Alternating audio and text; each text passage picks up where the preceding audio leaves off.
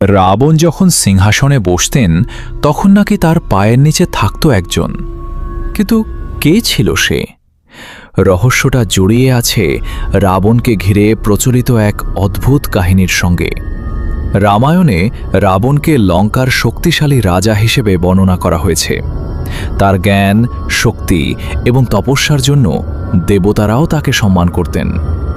কিন্তু কিছু লোককাহিনীতে একটি আশ্চর্য দাবি করা হয়। কথিত আছে, রাবণ যখন তার রাজসিংহাসনে বসতেন তখন নাকি তার পায়ের নিচে থাকত একজন বন্দী। কেউ বলেন তিনি ছিলেন কোনো পরাজিত রাজা, কেউ বলেন তিনি ছিলেন দেবতাদের একজন।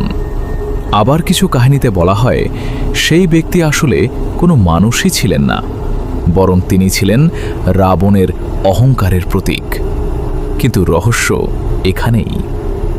রামায়ণের মূল ও প্রাচীন সংস্করণগুলোতে এই ঘটনার স্পষ্ট উল্লেখ পাওয়া যায় না।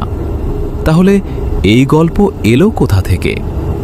এটি কি সত্যিই কোনো হারিয়ে যাওয়া ইতিহাস, নাকি মানুষের কল্পনায় তৈরি একটি কিংবদন্তি?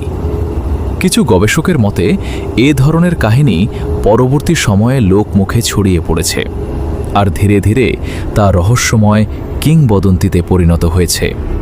তবে একটি বিষয় নিশ্চিত, রাবণের চরিত্র যতটা শক্তির ততটাই রহস্যের।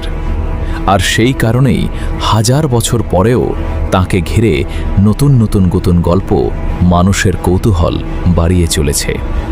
তোমার মতে রাবণের সিংহাসনের নিচে সত্যিই কি কেউ ছিল, নাকি এটি শুধুই একটি প্রতীকী কাহিনী? কমেন্টে তোমার মতামত জানাও। ভিডিওটি ভালো লাগলে চ্যানেলটি সাবস্ক্রাইব করতে ভুলো না। রাধে রাধে।